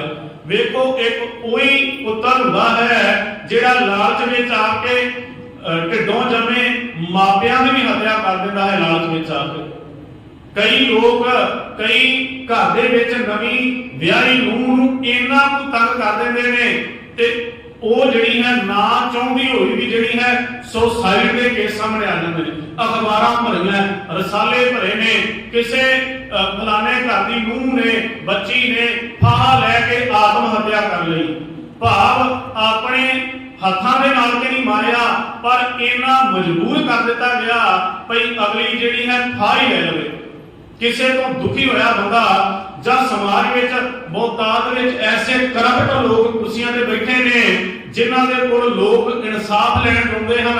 ਅੱਜ ਤੋਂ ਥੋੜੇ ਦਿਨਾਂ ਦੀ ਗੱਲ ਹੈ, ਦੋ ਭਰਾ ਜਿਹੜੇ ਹਨ ਕਿਸੇ ਅਫਸਰ ਦੇ ਕੋਲ ਗਏ, ਕੋਈ ਰੌਲਾ ਹੋਵੇਗਾ ਜ਼ਮੀਨ ਦਾ, ਤੇ ਉਸਨੇ ਇੰਨੀਆਂ ਕੁ ਬੇਇੱਜ਼ਤ ਕੀਤਾ। ਦੋਵੇਂ ਕੇਸਾਂ ਧਾਰੀ ਸਨ, ਉਹਨਾਂ ਦੀਆਂ ਪੱਗਾਂ ਭਾਖੜਾ ਨਹਿਰ ਦੇ ਪਈਆਂ ਹਨ। ਉਸੇ ਤਰ੍ਹਾਂ ਹੀ ਵੀਡੀਓ ਵਾਲਾ ਸੋਸ਼ਲ ਮੀਡੀਆ ਤੇ ਵੀਡੀਓ ਵਿਖਾ ਰਿਹਾ ਸੀ। ਦੋਵੇਂ ਜਿਹੜੇ ਹਨ ਉਸ ਇੱਕ ਅਫਸਰ ਦੇ ਸਤਾਏ ਤੇ ਨਹਿਰ ਵਿੱਚ ਮਾਰ ਕੇ ਛਾਲ ਖੁਦਕੁਸ਼ੀ ਕਰ ਗਏ ਹਨ। ਸਾਡੇ ਲੋਕ ਆਖਦੇ ਨੇ ਅਸੀਂ ਤਾਂ ਕਿਸੇ ਦਾ ਕਦਰ ਨਹੀਂ ਕਰਦੇ, ਅਸੀਂ ਅਸਲ ਵਿੱਚ ਹਲਾਲ ਨਹੀਂ ਖਾਂਦੇ, ਅਸੀਂ ਪੁੱਠਾ ਮਾਸ ਨਹੀਂ ਖਾਂਦੇ, ਪਰ ਜਦੋਂ ਮੌਕਾ ਮਿਲਦਾ ਹੈ ਉਹ ਬੰਦਿਆਂ ਦੀ ਰੱਤ ਨਿਚੋੜ ਕੇ ਪੀਣ ਤੋਂ ਗੁਰੇਜ਼ ਨਹੀਂ ਕਰਦੇ। ਇਸੇ ਕਰਕੇ ਮੇਰੇ ਪਾਤਸ਼ਾਹ ਨੂੰ ਬਚਨ ਆਖਣੇ ਪਏ ਸਨ, ਹੱਕ ਪਰਾਇਆ ਨਾਨਕਾ ਉਸ ਸੂਰ ਉਸ ਗਾਏ ਗੁਰ ਪੀਰ ਹਮਾ ਤਾਂ ਪਰੈ ਜਾਂ ਮੁਰਦਾਰ ਨਾ ਖਾਏ। ਗੁਰੂ ਪੀਰ ਤਾ ਹਮੀ ਭਰਦਾ ਜੇਕਰ ਕੋਈ ਇਨਸਾਨ, ਮੁਰਦਾਰ ਦਾ ਤੇ ਇਨਸਾਨ ਮੁਰਦੇ ਨਾ ਖਾਵੇ। ਇੱਥੇ ਮੁਰਦੇ ਖਾਣ ਤੋਂ ਭਾਵੇਂ ਲੋਕਾਂ ਦਾ ਪਰਾਇਆ ਹੱਕ ਖਾਣਾ। ਬਹੁਤਾਤ ਵਿੱਚ ਐਸੇ ਲੋਕ ਹਨ ਜਿਨ੍ਹਾਂ ਨੂੰ ਜਦੋਂ ਮੌਕਾ ਮਿਲਦਾ ਹੈ ਉਹ ਲੋਕਾਂ ਦੀ ਗਲ ਵੱਢ ਕੇ ਹੱਤਿਆ ਕਮਾਉਂਦੇ ਨੇ। ਭਾਵ ਗਲ ਵੱਢਣ ਤੋਂ ਭਾਵੇਂ ਲੋਕਾਂ ਦਾ ਗਲਾ ਵੱਢ ਕੇ, ਭਾਵ ਉਹਨਾਂ ਦੇ ਨਾਲ ਧੱਕਾ ਕਰਕੇ ਉਹਨਾਂ ਤੋਂ ਖੋਹ ਕੇ ਲਿਆਉਣਾ। ਉਹਨਾਂ ਦੇ ਬੱਚਿਆਂ ਦੇ ਹਿੱਸੇ ਦਾ, ਉਹਨਾਂ ਦੇ ਪਰਿਵਾਰ ਦੇ ਹਿੱਸੇ ਦਾ। ਜਦੋਂ ਕਈ ਲੋਕ ਆਪਣੀ ਕੁਰਸੀ ਦਾ ਫਾਇਦਾ ਉਠਾ ਕੇ, ਆਪਣੇ ਅਹੁਦੇ ਦਾ ਫਾਇਦਾ ਉਠਾ ਕੇ ਸਾਨੂੰ ਨਾਕਿਆਂ ਦੇ ਘੇਰ ਲੈਂਦੇ ਹਨ, ਤੇ ਉੱਥੇ ਜਿਹੜੇ ਹਨ ਉਹ ਰੁਪਈਏ ਲੈ ਕੇ ਤੇ ਜਿਹੜਾ ਹਨ ਚਲਾਨ ਵੀ ਮਾਫ ਕਰ ਦਿੰਦੇ ਨੇ ਤੇ ਗੱਡੀ ਵਾਲੇ ਨੂੰ ਅੱਗੇ ਭੇਜ ਦਿੰਦੇ ਹਨ। ਭਾਵ ਜਦੋਂ ਪੈਸੇ ਆ ਗਏ ਫਿਰ ਸਾਰਾ ਕੁਝ ਪੂਰਾ ਹੋ ਜਾਂਦਾ ਹੈ। ਐਸੇ ਲੋਕ ਬਹੁਤਾਤ ਵਿੱਚ ਫਿਰਦੇ ਹਨ ਜਿਹੜੇ ਬਾਹਰੀ ਤੌਰ ਤੇ ਉਹਨਾਂ ਦੀ ਤਸਵੀਰ ਕੁਝ ਹੋਰ ਹੈ, ਪਰ ਅੰਦਰਲੀ ਤਸਵੀਰ ਜਿਹੜੀ ਹੈ ਉਹ ਸਮਾਜ ਦੇ ਸਾਹਮਣੇ ਪ੍ਰਗਟ ਹੀ ਨਹੀਂ ਕਰਦੇ। ਉਹ ਦਾਨ ਵੀ ਕਰੀ ਜਾਂਦੇ ਨੇ, ਉਹ ਪੁੰਨ ਵੀ ਕਰੀ ਜਾਂਦੇ ਹਨ। ਇਸੇ ਕਰਕੇ ਜਦੋਂ ਗਲ ਵੱਢਣ ਵਾਲਾ ਆਇਆ ਤਾਂ ਗੁਰੂ ਨਾਨਕ ਪਾਤਸ਼ਾਹ ਮਹਾਰਾਜ ਜੀ ਨੇ ਆਖਿਆ, ਓਏ ਸੱਜਣਾ ਤੂੰ ਕਾਹਦਾ ਸੱਜਣ, ਤੂੰ ਕਾਹਦਾ ਸੰਤ ਏ, ਤੇਰੇ ਵਰਗਾ ਤਾਂ ਠੱਗ ਬੰਦਾ ਦੁਨੀਆ ਵਿੱਚ ਹੀ ਨਹੀਂ ਹੈ। ਅਸਲ ਦੇ ਵਿੱਚ ਹੁਣ ਉਹਨੇ ਤਾਂ ਧਰਮਸ਼ਾਲਾ ਬਣਾਈ, ਉਹ ਤਾਂ ਲੋਕਾਂ ਦੇ ਰਾਤ ਰਹਿਣ ਦਾ ਪ੍ਰਬੰਧ ਵੀ ਕਰੀ ਬੈਠਾ ਹੈ, ਉਹ ਤਾਂ ਲੋਕਾਂ ਨੂੰ ਰਾਤ ਸੌਣ ਦਾ ਪ੍ਰਬੰਧ ਕਰਦਾ ਹੈ, ਲੰਗਰ ਦਿੰਦਾ ਹੈ। ਪਰ ਕਿਸ ਬਿਰਤੀ ਕਰਕੇ ਕਿ ਲੋਕ ਇੱਥੇ ਠਹਿਰਨ, ਲੋਕ ਇੱਥੇ ਮੇਰੀ ਧਰਮਸ਼ਾਲਾ ਵਿੱਚ ਰਹਿਣ ਤੇ ਮੈਂ ਰਾਤ ਉਹਨਾਂ ਨੂੰ ਲੁੱਟ ਲਵਾਂ। ਲੁੱਟ ਦੀ ਬਿਰਤੀ ਦੇ ਨਾਲ ਇੱਕ ਬਗਲਾ ਵੇਖੋ ਇੱਕ ਲੱਤ ਦੇ ਧਿਆਨ ਹੋ ਕੇ ਇੱਕ ਲੱਤ ਦੇ ਭਾਰ ਖੜਾ ਹੈ, ਅੱਖਾਂ ਬੰਦ ਕਰੀਆਂ ਹਨ, ਤੇ ਉਹ ਇਸੇ ਤਾਕ ਵਿੱਚ ਹੈ ਕਿ ਕੋਈ ਮਛਲੀ ਜਿਹੜੀ ਆ ਉਹਨੂੰ ਚੱਲ ਕੇ ਨਾ ਜਾਣਾ ਪਵੇ, ਉਹਦੇ ਕੋਲ ਆਵੇ ਤੇ ਉਹ ਨਾਲ ਦੀ ਨਾਲ ਝਪੱਟਾ ਮਾਰ ਕੇ ਜਿਹੜਾ ਹੈ ਮੱਛੀ ਨੂੰ ਆਪਣੇ ਮੂੰਹ ਵਿੱਚ ਦਬੋਚ ਲਵੇ। ਇਸੇ ਤਾਕ ਵਿੱਚ ਹੈ। ਭਾਈ ਗੁਰਦਾਸ ਜੀ ਨੇ ਆਖਿਆ ਸੀ ਬਿੱਲਾ ਬਗਿਆੜ ਤੇ ਸ਼ੇਰ ਇਸੇ ਹੀ ਤਾਕ ਵਿੱਚ ਰਹਿੰਦੇ ਹਨ। ਕਦੇ ਉਹਨਾਂ ਦਾ ਸ਼ਿਕਾਰ ਕਰਨ ਦਾ ਢੰਗ ਵੇਖੋ, ਉਹ ਇੰਨਾ ਆਪਣੇ ਆਪ ਨੂੰ ਪੱਥਰ ਕਰ ਲੈਂਦੇ ਨੇ, ਭਾਵ ਕਿ ਇੰਨਾ ਸੰਕੋਚ ਲੈਂਦੇ ਹਨ ਕਿ ਸਾਹਮਣੇ ਵਾਲੇ ਸ਼ਿਕਾਰ ਨੂੰ ਪਤਾ ਹੀ ਨਹੀਂ ਚੱਲਦਾ ਇਹ ਮੇਰੇ ਤੇ ਹਮਲਾ ਕਰਨ ਵਾਲਾ ਹੈ। ਪਰ ਜਦੋਂ ਹੀ ਨੇੜੇ ਆਇਆ ਤੇ ਉਹ ਝਪੱਟਾ ਮਾਰ ਕੇ ਦਬੋਚ ਲੈਂਦੇ ਨੇ। ਅਸੰਖ ਗਲ ਵੱਢ ਹੱਤਿਆ ਕਮਾਏ ਅਨੰਤ ਐਸੇ ਲੋਕ ਹਨ ਜਿਹੜੇ ਪਰਾਇਆ ਹੱਕ, ਜਿਹੜੇ ਪਰਾਇਆ ਲੋਕਾਂ ਦਾ ਹੱਕ ਖਾਣ ਤੋਂ ਗੁਰੇਜ਼ ਨਹੀਂ ਕਰਦੇ। पातशाह जी ने जिस दिन ये लोग आए तो उस दिन लोगों को सचेत भी किया। जिस दिन बाबर आया अहमदाबाद चढ़ के तो उस दिन अहमदाबाद वाले लोगों को सचेत किया। सतगुरु पातशाह जी ने आख्या, कह लगे जिन्हां दे सिरां दे उपर केस वाह के सोहणियां पट्टियां कीतियां होईयां सन, कह लगे जिन्हां नूं कदी रब भी चेते नहीं सी, कह लगे वो रत्ना वर्गे शरीर पाड़ के बाबर दे सिपाहियां ने कुत्तियां वांगू खिलार के रख दिते, जिन्हां नूं कदी रब भी चेते नहीं सी। पातशाह जी ने वचन आखे ने, जिन सिर सोहन पट्टियां मांगी पाए संधूर से सिर काती मुंडियन, गल विच आवे धूड़ महिला अंदर रहिंदियां, हुण कहण ना मिले हदूर, आदेश बाबा आदेश आदपुरख तेरा अंत ना पाया, कर कर देखा वेश। कह लगे परमात्मा तेरा कोई अंत नहीं, इत्थे किसी नूं चेता भी नहीं हुंदा, भाव साडे नाल इह कुछ वापर जाना है। पर इत्थे ਉਹ लोग अनंत गिनती ਦੇ ਹਨ ਜਿਹੜੇ ਮਾਨਸਿਕ ਤਲ ਦੇ ਲੋਕਾਂ ਦਾ ਸ਼ੋਸ਼ਣ ਕਰਦੇ ਹਨ। असंख गल वड हत्या कमाए, असंख पापी पाप कर जाने। हुण पाप किस तल दा है? हत्थां दे नाल किसी जीव की हत्या जिहड़ी है वो पाप है। एक तां वो पाप है जिहड़ा हत्थां दे नाल कीता होया समाज अगे प्रगट हो जाता है, पर एक पाप वो भी है जिहड़ा मनुख मानसिक तल ते करता है। जदों पातशाह जी ने वचन बाणी विच आख्या, अखी सूतक वेखना पर त्रै पर धन रूप, तां वो की है? अखां दे नाल जदों कोई पराया तन वेख के अपने अंदर वकार करता है तां उस विच पाप ही है। अजे उसनूं पाप करन दा मौका नहीं मिलिया, अखां दे नाल बाहरला रूप तन वेख के पाप अंदर संचित करता है, पर जिस दिन उसनूं मौका मिल जाता है वो उस पाप नूं कर्म अंजाम दे दिंदा है। पहला ज्ञान इंद्रियां दे तल ते पाप दे वकारां नूं जन्म दिंदा है, फिर कर्म इंद्रियां दे राही पाप जिहड़ा है वो प्रगट कर दिंदा है। पातशाह महाराज जी ने बाणी विच वचन आख्या है, कहण लगे सतगुरु पातशाह जी ने वचन कीता है, पाप करै पंचां दे वस विच। उत्थे पाप किहदे वस विच है? कि उसने हुण हत्थां दे तल ते पाप कीता है, कि पैरां दे नाल पाप कीता है, कि हत्थां दे नाल किसी जीव की हत्या कर दित्ती है? नहीं। उत्थे पाप किस तल ते होया है? पाप करै पंचां के वस रे, पंचां दे वस विच काम क्रोध लोभ मोह हंकार इन्हां दे तल ते पाप कीता गया। क्योंकि पाप दा जन्म इन्हां कर्म इंद्रियां तो नहीं होया, पाप दा जन्म जिहड़ा है ज्ञान इंद्रियां ते होया है। पहला पाप दी तस्वीर इत्थे बनी है, फिर पाप जिहड़ा है कर्म इंद्रियां राही समाज विच प्रगट होया है। पाप करै पंचां के वस रे, ते फिर की करदा? तीरथ नहाए कहे सब उतरे।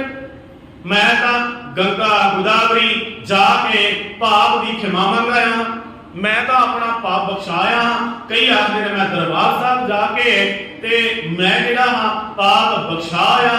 जे इस तरीके दे नाल नहाउण दे नाल पाप उतरदे हुंदे तां इंद्रा जिहड़ी है जिसने सैकड़े सिखां दा कतलेआम 84 विच कीता तां दरबार साहब तो मुड़ क्यों भी आई सी? फिर पाप तो मुक्त तां भी हो जांदी सी। चंगेज खान औरंगजेब वर्गा समाज के सामने धर्मी बंदा जिहड़ा है वो जिहड़ा है होर कोई नहीं सी। औरंगजेब दी जीवनी विच लिखिया वो आखदा है, मैं जिहड़ा रोटी खाना ना, जिहड़ा प्रसादा मैं छकना, वो मेरे राज के खजाने विचों माया दे नाल ही हुंदा, वो राज दरबार भी चलाउंदा है। ते औरंगजेब अपनी रोटी का वो कहंदा मैं 5 वक्त का नमाजी हां, ते कहण लगा मैं जिहड़ा है दान भी करदा हां। एक उन्हां दे विच प्रथा है जिवें अपने दसवंध की प्रथा है, इस तरीके दे नाल वो भी जकात शब्द वरतदे ने। कहण लगा मैं जकात भी करना, जिवें आपां अपने दसवंध गिणदे, वो आखदा मैं कमाई का दसवंध भी कढना, ते जिहड़ी मेरी रोटी आउंदी है ना वो टोपियां बुन लैंदा सी। औरंगजेब वो टोपियां बुन के ते वेचदा सी, वेचण जांदा सी, ते टोपियां तो जिहड़ी कमाई आउंदी सी उसे दा ही वो खाना खांदा सी। पर हुण आपां की आखीए औरंगजेब पाप तो मुक्त हो गया होवेगा, बाहरी तौर ते धार्मिक ਕਿਰਿਆ ਕਰਨ ਵਾਲਾ ਬੰਦਾ ਕਿ ਪਾਪ ਤੋਂ ਮੁਕਤ ਹੋ ਗਿਆ, ਨਹੀਂ। ਪਾਪ ਕਰੇ ਪੰਚਾਂ ਤੇ ਬਸਰੇ, ਤੀਰਥ ਨਹਾਏ ਕਹੇ ਸਭ ਉਤਰੇ। ਪਾਤਸ਼ਾਹ ਦੇ ਨੇ ਤੀਰਥਾਂ ਤੇ ਨਹਾਉਣ ਦੇ ਨਾਲ ਪਾਪ ਕਦੀ ਖਤਮ ਨਹੀਂ ਹੋਵੇਗਾ। ਤੂੰ ਦਰਬਾਰ ਸਾਹਿਬ ਨਹਾਇਆ, ਤੂੰ ਕਿਤੇ ਮਰਜੀ ਇਸ਼ਨਾਨ ਕਰਿਆ, ਅਸਲ ਵਿੱਚ ਜਿਹੜਾ ਪਾਪ ਹੈ ਉਹ ਕਦੀ ਵੀ ਬਖਸ਼ਿਆ ਨਹੀਂ ਜਾਂਦਾ। ਪਾਤਸ਼ਾਹ ਕਿਰਪਾਲਤਾ ਕਰ ਰਹੇ ਨੇ, ਅਸੰਖ ਪਾਪੀ ਪਾਪ ਕਰ ਜਾਏ ਅਨੰਤ। ਬਹੁਤ ਗਿਣਤੀ ਦੇ ਐਸੇ ਲੋਕ ਨੇ ਜਿਹੜੇ ਪਾਪ ਕਰਦੇ ਨੇ। ਕੋਈ ਮਾਨਸਿਕ ਤਲ ਤੇ ਪਾਪ ਕਰਦਾ ਹੈ, ਕੋਈ ਸਰੀਰਕ ਤਲ ਤੇ ਪਾਪ ਵਕਾਰ ਭੋਗਦਾ ਹੈ। ਅਸੰਖ ਪਾਪੀ ਪਾਪ ਕਰ ਜਾਏ, ਅਸੰਖ ਕੁੜਿਆਰ ਕੁੜੇ ਫੇਰਾਏ। ਕੁੜਿਆਰ ਦਾ ਅਰਥ ਹੈ ਝੂਠੇ, ਅਸੰਖ ਕੁੜਿਆਰ ਕੁੜੇ ਫੇਰਾਏ। ਅਸੰਖ ਅਨੰਤ ਐਸੀ ਗਿਣਤੀ ਦੇ ਅਸੰਖ ਲੋਕ ਨੇ ਜਿਹੜੇ ਝੂਠੇ ਹਨ, ਜਿਨ੍ਹਾਂ ਦਾ ਬਾਹਰੀ ਚਿਹਰਾ ਕੁਝ ਹੋਰ ਹੈ ਤੇ ਅੰਦਰਲਾ ਚਿਹਰਾ ਕੁਝ ਹੋਰ ਹੈ। ਇਸੇ ਕਰਕੇ ਬਾਬਾ ਫਰੀਦ ਸਾਹਿਬ ਜੀ ਨੇ ਆਖਿਆ ਸੀ, ਗੱਲੀ ਅਸੀਂ ਚੰਗੀਆਂ ਆਚਾਰੀ ਬੁਰੀਆਂ। ਅਸੀਂ ਲੋਕ ਗੱਲਾਂ ਦੇ ਨਾਲ ਹੀ ਚੰਗੇ ਹਾਂ, ਗੱਲਾਂ ਦੇ ਨਾਲ ਸਾਡੀ ਤਸਵੀਰ ਸਾਹਮਣੇ ਸਮਾਜ ਦੇ ਅੱਗੇ ਜਿਹੜੀ ਪੇਸ਼ ਹੈ ਬੜੇ ਵਧੀਆ ਪੇਸ਼ ਹੈ। ਗੱਲਾਂ ਦੇ ਨਾਲ ਅਸੀਂ ਲੋਕਾਂ ਨੂੰ ਠੱਗ ਸਕਨੇ ਆ, ਪਰ ਆਚਰਨ ਤੋਂ ਗਿਰੇ ਹੋਏ ਲੋਕ ਹਾਂ ਅਸੀਂ। ਆਚਰਨ ਦਾ ਨਾ ਕਿਸੇ ਨੇ ਵੇਖਿਆ, ਗੱਲੀ ਅਸੀਂ ਚੰਗੀਆਂ ਆਚਾਰੀ ਬੁਰੀਆਂ। ਮਨੋਂ ਕੁਸਦਾ ਕਾਲੀਆਂ ਬਾਹਰ ਚਿੜਵੀਆਂ, ਰੀਸਾਂ ਕਰੇ ਕਿਨਾਰੀਆਂ ਜੋ ਸੇਵੈ ਦਰ ਖੜੀਆਂ। ਕਹਿਣ ਲੱਗੇ ਪਰ ਅਸੀਂ ਰੀਸ ਉਹਨਾਂ ਦੀ ਕਰਦੇ ਹਾਂ, ਨਕਲ ਉਹਨਾਂ ਦੀ ਕਰਦੇ ਹਾਂ ਜਿਹੜੇ ਰੱਬ ਦੇ ਦਰ ਵਿੱਚ ਅੱਠੇ ਪੈਰ ਖੜੇ ਰਹਿੰਦੇ ਨੇ, ਜਿਹੜੇ ਰੱਬ ਦਾ ਸਿਮਰਨ ਕਰਨ ਵਾਲੇ ਨੇ। ਇਹ ਲੋਕ ਰੀਸ ਤਾਂ ਉਹਨਾਂ ਦੀ ਕਰਦੇ ਹਨ, ਪਰ ਕਹਿਣ ਲੱਗੇ ਅਸਲ ਵਿੱਚ ਗੱਲਾਂ ਦੇ ਨਾਲ ਹੀ ਚੰਗੇ ਨੇ ਕਈ ਲੋਕ, ਆਚਰਨ ਤੋਂ ਹਿਣੇ ਹਨ। ਪਾਤਸ਼ਾਹ ਕਿਰਪਾਲਤਾ ਕਰਦੇ ਨੇ, ਅਸੰਖ ਕੁੜਿਆਰ ਕੂੜੇ ਫੇਰਾਏ। ਅਸੰਖ ਬਹੁਤ ਗਿਣਤੀ ਦੇ ਲੋਕ ਝੂਠੇ ਤਲ ਤੇ ਜੀਵਨ ਗੁਜ਼ਾਰਦੇ ਹਨ। ਝੂਠ ਬੋਲਣਾ ਤੇ ਝੂਠ ਸੁਣਨਾ, ਝੂਠ ਦੀ ਆਦਤ ਹੋ ਜਾਣੀ। ਅਸੰਖ ਕੁੜਿਆਰ ਕੂੜੇ ਫੇਰਾਏ, ਅਸੰਖ ਮਲੇਛ ਮਲ ਭਖ ਖਾਏ। ਹੁਣ ਮਲੇਛ ਦਾ ਸ਼ਬਦ ਜਦੋਂ ਆਉਂਦਾ ਹੈ ਤਾਂ ਸਾਡਾ ਇੱਕੋ ਦਮ ਧਿਆਨ ਜਿਹੜਾ ਹੈ ਅਸੀਂ ਸਮਝਦੇ ਹਾਂ ਸ਼ਾਇਦ ਕਿਸੇ ਮੁਸਲਮਾਨ ਦੀ ਗੱਲ ਕੀਤੀ, ਪਰ ਮਲੇਛ ਦਾ ਅਰਥ ਇੱਥੇ ਮੁਸਲਮਾਨ ਤੋਂ ਨਹੀਂ ਹੈ। ਮਲੇਛ ਦਾ ਅਰਥ ਮੰਦੀ ਇੱਛਾ ਰੱਖਣ ਵਾਲਾ ਬੰਦਾ ਮਲੇਛ ਹੁੰਦਾ ਹੈ। ਜਿਹੜਾ ਮੰਦੀ ਇੱਛਾ ਰੱਖਦਾ ਹੈ, ਜਿਹੜਾ ਮੈਲ ਆਪਣੇ ਅੰਦਰ ਸੱਚਨ ਕਰਦਾ ਹੈ, ਉਹੀ ਮਲੇਛ ਹੈ। ਪਰ ਨਿੰਦਾ ਘਟ ਚੂਹੜੀ, ਮੁੱਠੀ ਕ੍ਰੋਧ ਚੰਡਾਲ। ਉਥੇ ਪਾਤਸ਼ਾਹ ਜੀ ਨੇ ਅਸਲ ਵਿੱਚ ਇੱਕ ਚੂੜੀ ਸ਼ਬਦ ਵਰਤਿਆ ਹੈ। ਇੱਥੇ ਚੂੜੀ ਕਿਸ ਨੂੰ ਆਖਿਆ ਗਿਆ ਹੈ ਕਿ ਕਿਸੇ ਦਾ ਕੰਮ ਗੋਆ ਕੂੜਾ ਸੁੱਟਣ ਵਾਲੇ ਨੂੰ ਚੂੜਾ ਆਖਿਆ ਨਹੀਂ। ਪਾਤਸ਼ਾਹ ਆਖਦੇ ਨੇ ਪਰ ਨਿੰਦਾ, ਜਿਹੜਾ ਬੰਦਾ ਪਰਾਈ ਨਿੰਦਿਆ ਕਰਦਾ ਹੈ। ਪਰ ਨਿੰਦਾ ਘਟ ਚੂੜੀ, ਮੁੱਠੀ ਕ੍ਰੋਧ ਚੰਡਾਲ। ਕਾਰੀ ਕੱਢੀ ਕਿਆ ਹੀ ਹੈ ਜਾਂ ਚਾਰੇ ਬੈਠੀਆਂ ਨਾਲ। ਕਹਿਣ ਲੱਗੇ ਅਸਲ ਵਿੱਚ ਮਲੇਸ਼ ਕੌਣ ਹੈ? ਅਸਲ ਵਿੱਚ ਜੀਵਨ ਨੀਵੇਂ ਵਾਲਾ ਕੌਣ ਹੈ? ਜਿਹੜਾ ਪਰਾਈ ਨਿੰਦਿਆ ਕਰਦਾ ਹੈ। ਪਰ ਨਿੰਦਾ ਘਟ ਚੂੜੀ, ਮੁੱਠੀ ਕ੍ਰੋਧ ਚੰਡਾਲ, ਜਿਸ ਦੇ ਅੰਦਰ ਕ੍ਰੋਧ ਹੀ ਠਾਠਾ ਮਾਰਦਾ ਹੈ। ਤੇ ਕਹਿਣ ਲੱਗੇ ਉਹ ਭਾਵੇਂ ਚਾਰੇ ਪਾਸੇ ਚੌਕੇ ਨੂੰ ਲਕੀਰ ਦੇ ਕੇ, ਇਹ ਸ਼ਬਦ ਪਾਤਸ਼ਾਹ ਨੇ ਉੱਥੇ ਉਚਾਰਨ ਕੀਤਾ ਸੀ ਜਦੋਂ ਵੈਸ਼ਨੂ ਪੰਡਤ ਦੇ ਨਾਲ ਮਿਲਾਪ ਹੋਇਆ ਗੁਰੂ ਨਾਨਕ ਪਾਤਸ਼ਾਹ, ਜਿਸ ਨੇ ਆਪਣੇ ਚੌਂਕੇ ਨੂੰ ਲਿਪ ਕੇ ਸੁੱਚਾ ਕੀਤਾ ਹੋਇਆ ਸੀ ਤੇ ਉਸਨੇ ਦੁਆਰੇ ਇੱਕ ਲਕੀਰ ਮਾਰੀ ਹੋਈ ਸੀ। ਉਹਨੇ ਇਸ ਕਰਕੇ ਕਹਿਣ ਲੱਗਾ ਸੀ ਮੈਂ ਆਪਣੇ ਚੁੱਲ੍ਹੇ ਤੇ ਪ੍ਰਸ਼ਾਦਾ ਨਹੀਂ ਪੈਣ ਦਿੰਦਾ ਕਿਸੇ ਦਾ, ਤੇ ਮੈਂ ਕਿਸੇ ਦੇ ਘਰੋਂ ਆਇਆ ਪ੍ਰਸ਼ਾਦਾ ਨਹੀਂ ਖਾਂਦਾ, ਮੈਂ ਆਪਣਾ ਬਣਾ ਕੇ ਆਪਣਾ ਤਿਆਰ ਕਰਕੇ ਖਾਂਦਾ। ਇੱਥੇ ਪਾਤਸ਼ਾਹ ਜੀ ਨੇ ਸ਼ਬਦ ਉਚਾਰਨ ਕੀਤਾ ਸੀ। ਜਦੋਂ ਭਾਈ ਮਰਦਾਨਾ ਅੱਗ ਲੈਣ ਗਿਆ ਤੇ ਉਹ ਜਿਹੜਾ ਹੈ ਬਲਦੀ ਹੋਈ ਲੱਕੜ ਲੈ ਕੇ ਉਹ ਵੈਸ਼ਨੂ ਪੰਡਤ ਮਗਰ ਚੜ ਗਿਆ ਸਿਪਾਹੀ ਮਰਦਾਨੇ। ਹੁਣ ਗੁਰੂ ਪਾਤਸ਼ਾਹ ਮਹਾਰਾਜ ਜੀ ਨੇ ਆਖਿਆ ਸੀ ਮਰਦਾਨਿਆਂ ਆ ਜਾ, ਜਿਸ ਕੰਮ ਵਾਸਤੇ ਆਇਆ ਉਹ ਕੰਮ ਕਰੀਏ। ਕੋਲ ਜਾ ਕੇ ਆਖਿਆ ਪਰ ਨਿੰਦਾ ਘਟ ਚੂੜੀ, ਮੁੱਠੀ ਕ੍ਰੋਧ ਚੰਡਾਲ, ਕਾਰੀ ਕੱਢੀ ਕਿਆ ਦੀਆਂ ਜਾਂ ਚਾਰੇ ਬੈਠੀਆਂ ਨਾਲ। ਤੇਰੀ ਚੌਂਕੇ ਦੇ ਦੁਆਲੇ ਲਕੀਰ ਕੱਢੀ ਕੀ ਕਰਦੀ ਹੈ? ਤੇਰੇ ਮਨ ਦੇ ਵਿੱਚ ਤਾਂ ਚਾਰ ਜਿਹੜੇ ਹਨ ਵਕਾਰ ਜਿਹੜੇ ਹਨ ਪਏ ਹੋਏ ਹਨ। ਪਰ ਨਿੰਦਾ ਘਟ ਚੂੜੀ, ਮੁੱਠੀ ਕ੍ਰੋਧ ਚੰਡਾਲ, ਇਹ ਸਾਰੇ ਤਾਂ ਤੇਰੇ ਮਨ ਦੇ ਵਿੱਚ ਪਏ ਨੇ ਤੇ ਤੂੰ ਬਾਹਰੋਂ ਸੁੱਚਾ ਹੁੰਦਾ ਵਿਖਾਵਾ ਕਰ ਰਿਹਾ ਹੈ। ਅਸੰਖ ਮਲੇਛ ਮਲ ਭਖ ਖਾਏ। ਅਸੰਖ ਅਨੰਤ ਐਸੇ ਗਿਣਤੀ ਦੇ ਲੋਕ ਹਨ ਜਿਹੜੇ ਮੰਦੀ ਇੱਛਾ ਰੱਖਣ ਵਾਲੇ ਹਨ, ਜਿਹੜੇ ਬਾਹਰੀ ਤੌਰ ਤੇ ਮੈਲ ਅੰਦਰ ਸੰਚਨ ਕਰਨ ਵਾਲੇ ਹਨ ਤੇ ਮੈਲ ਦੇ ਨਾਲ ਹੀ ਆਪਣਾ ਜੀਵਨ ਜਿਹੜਾ ਹੈ ਭਰ ਲੈਂਦੇ ਹਨ। असंख मलेच्छ मल भग खाए, असंख निंदक सिर करै भार। बहुत गिनती के ऐसे लोग हैं जेड़े निंदिया करने का जिन्हां दा सुभाव है। ज्ञानी मस्कीन सिंह जी आख्या करते सन, निंदिया की है? कह लगे कंडे नूं कंडा कहना कंडे की निंदिया नहीं, कंडे नूं कंडा कहना सच है, कंडे नूं कंडा आखना उहदी उस्तत हो सकती है, पर कह लगे जदों कोई गुलाब नूं कंडा आता है कह लगे ये निंदिया होती है। किसी गुणा वाले व्यक्ति नूं जदों कोई बाहरी तौर ते गुणा तो डिगया किसी तरीके किसी दी उस्तत नूं घटा के बयान करना ही निंदा है। किसी दी वडियाई देख के जान ना सकनी कि कोई मेरे तो 2 कदम अगे हो गया है, मैं समाज विच ओदे 1-2 उगण प्रगट करके आखांगा ये फलाना बंदा तां इथों कमजोर है, वो असल विच निंदिया है। मस्कीन जी आज्ञा करते सन, गुलाब नूं कंडा आखना गुलाब दी निंदिया है।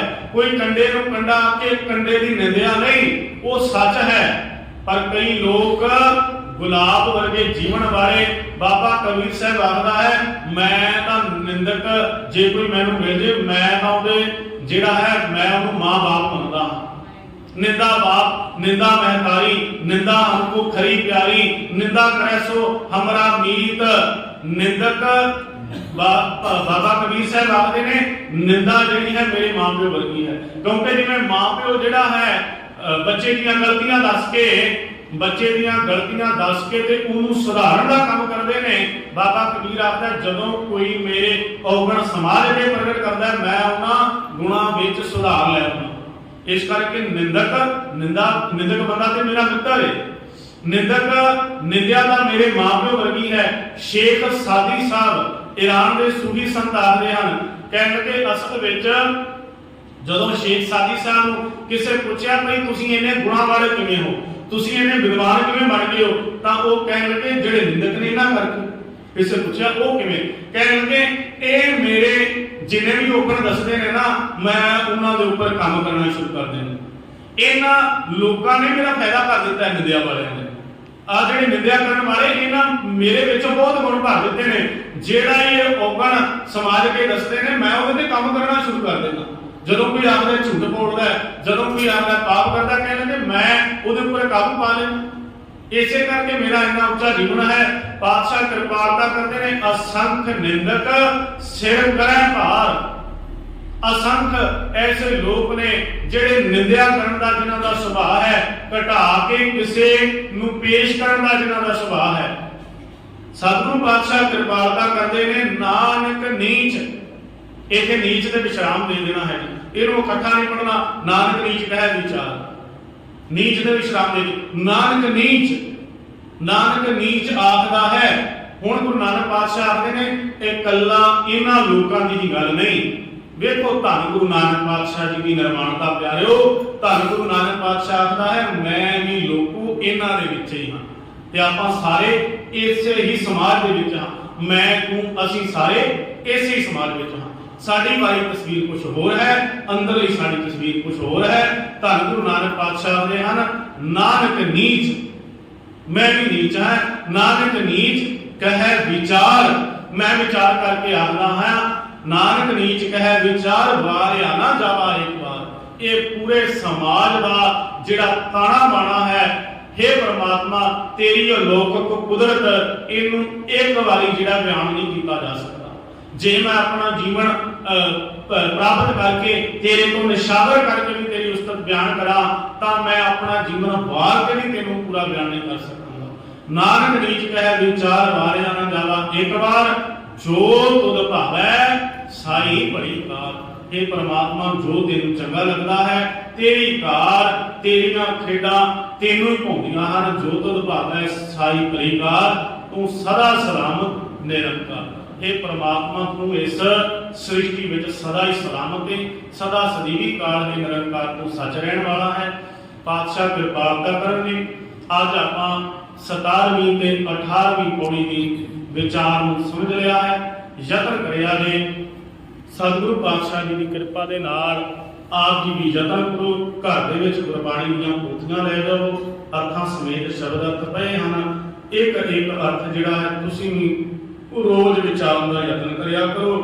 ਜੇਕਰ ਅਰਥ ਨਹੀਂ ਪੜ ਸਕਦੇ ਘੱਟੋ ਘੱਟ ਸਹਿਜ ਪਾਠ ਕਰਨ ਦੀ ਜਿਹੜੀ ਹੈ ਆਪਣਾ ਸੁਭਾਅ ਜਿਹੜਾ ਹੈ ਪਾਲ ਲਓ ਗੁਰਬਾਣੀ ਪੜ੍ਹਨ ਦਾ, ਤੇ ਤਾਂ ਹੀ ਸਤਿਗੁਰੂ ਪਾਤਸ਼ਾਹ ਮਹਾਰਾਜ ਜੀ ਦੀ ਕਿਰਪਾਲਤਾ ਹੋਵੇਗੀ। ਅਸੀਂ ਜਪਜੀ ਸਾਹਿਬ ਦੀ ਜੋ ਗੁਰੂ ਗ੍ਰੰਥ ਸਾਹਿਬ ਜੀ ਦੀ ਲੜੀਵਾਰ ਵਿਚਾਰ ਇਸ ਕਰਕੇ ਆਰੰਭ ਕਰਵਾਈ ਹੈ ਪਿਆਰਿਆਂ ਨੇ ਕਿ ਸਾਡੇ ਅੰਦਰ ਬਾਣੀ ਪੜ੍ਹਨ ਦਾ ਚਾਉ ਪੈਦਾ ਹੁੰਦਾ ਹੈ। ਪਾਤਸ਼ਾਹ ਕਿਰਪਾਲਤਾ ਕਰਨ ਇਹ ਲੋਕ ਸੁਖੀਏ ਲੋਕ ਸੁਹੇਲੇ ਨਾਨਕ ਹਰ ਤਨ ਆਪੇ ਮਿਲੇ। ਹੋਈਆਂ ਬੇਅੰਤ ਭੁੱਲਾਂ ਦੀ ਖਿਮਾ ਜੀ। ਵਾਹਿਗੁਰੂ ਜੀ ਕਾ ਖਾਲਸਾ ਵਾਹਿਗੁਰੂ ਜੀ ਕੀ ਫਤਿਹ।